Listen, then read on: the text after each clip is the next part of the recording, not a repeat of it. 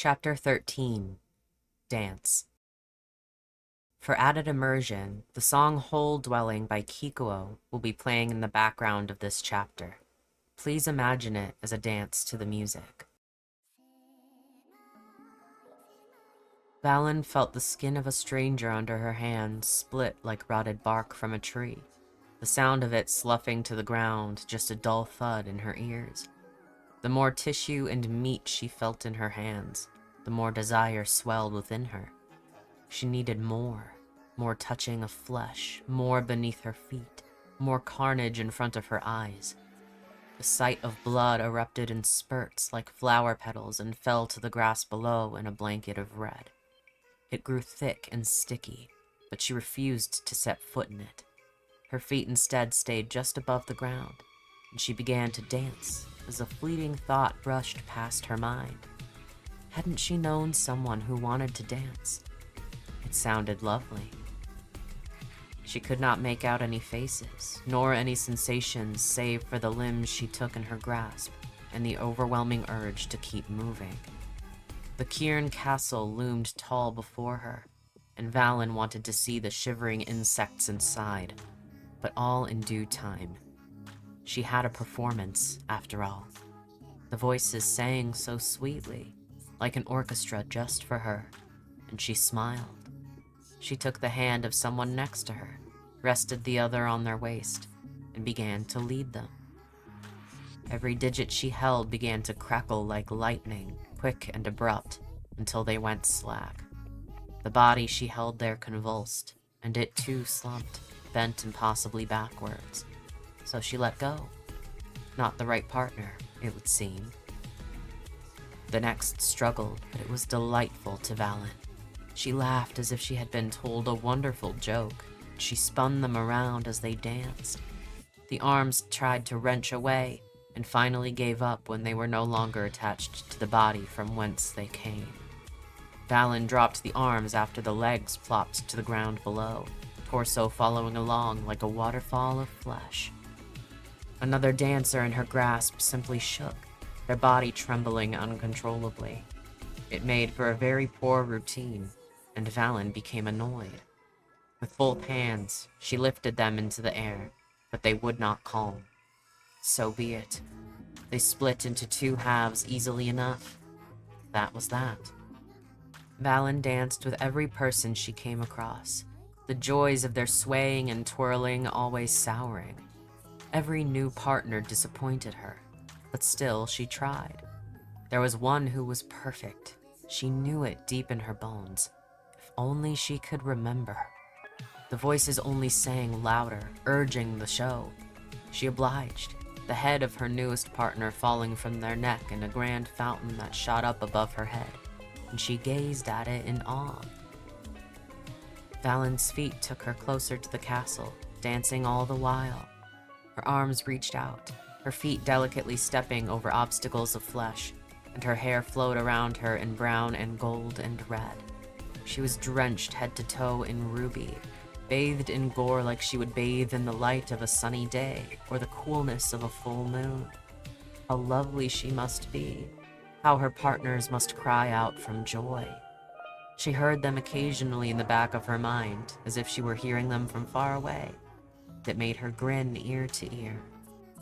The people she encountered started to become larger and heavier, dressed in silvery armor, and they looked so gorgeous as blood leaked from between the plates and whatever viscera managed to slide out from their shells. She noticed weapons in their hands, swords, spears, crossbows, and all manner of other feeble attempts to stop her recital. They did look fun though, so she tried some out. A spear spun in her hands effortlessly as she incorporated it into her movements. The tips of each weapon always found purchase in a body, but she grew tired of them quickly, as she preferred using her hands. The door to the castle opened before her with but a glance, and a cavernous hall spread in front of her. Rich tapestries thick with dust hung on the walls, and a long, hardly walked upon rug led up to something that sent a shiver of anticipation through her. The throne of the King of Cairn was there, and upon it was a cowering old man. Two younger men stood at either side, while an old woman and a teenage girl hugged each other tightly behind the throne. The men were standing tall, brave, and armed. Valyn could not see their faces any clearer than any of the villagers she had danced with outside, so she knew they were not any more supreme. She was the only being that was powerful, the only thing to exist that was worth a throne. So she stepped forward, and the princes brandished their swords. The king lifted a trembling hand to point at her, giving a silent command. Valyn laughed, and she laughed for some time. With only a thought and a clap of Valyn's hands, the two women behind the throne became nothing more than meat piled on the stone floor. All the men in the room turned to watch the blood and run. She let them. Of course, only for a moment. She was already bored with them and their joyous screams. The princes met the same fate as the women, and yet the king did not rise from his seat. It didn't matter, because whatever Valyn wanted, she would have. Her dance picked back up as she closed her eyes and drifted to the throne, humming as she did so. The king's body did not deserve her hands, so the golden tendrils lifted him instead, wrapping around his neck and squeezing so tightly that when Valyn opened her eyes to look, his own were no longer within their sockets. His body was unsightly to begin with, now even more so. She flung him away in disgust, blissfully out of sight. Valyn stood in front of the throne, drinking in the sight of it before finally settling down upon its polished wood. Her body leaned back into it as she propped an elbow on the chair's arm and made a fist to rest her head on. She closed her eyes, calling on her magic to thread its way across the ground like tree roots spreading into the earth. With the reach of the golden tendrils, she sensed whoever drew breath still.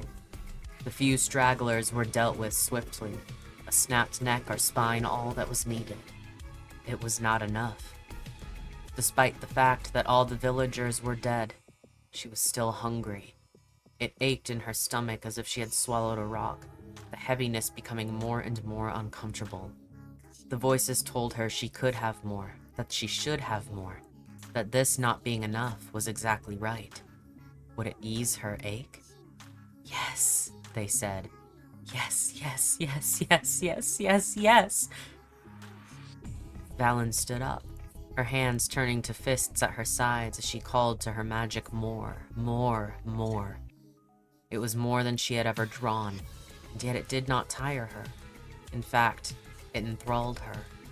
Just how much power had she been keeping at bay? How much could she really do if she simply tried? Was she ever meant to hold it back in the first place? It did not matter. Nothing else mattered but her hunger, and she yearned to be fed. So she stopped her focus, and instead let the power wash over her like a gentle rain.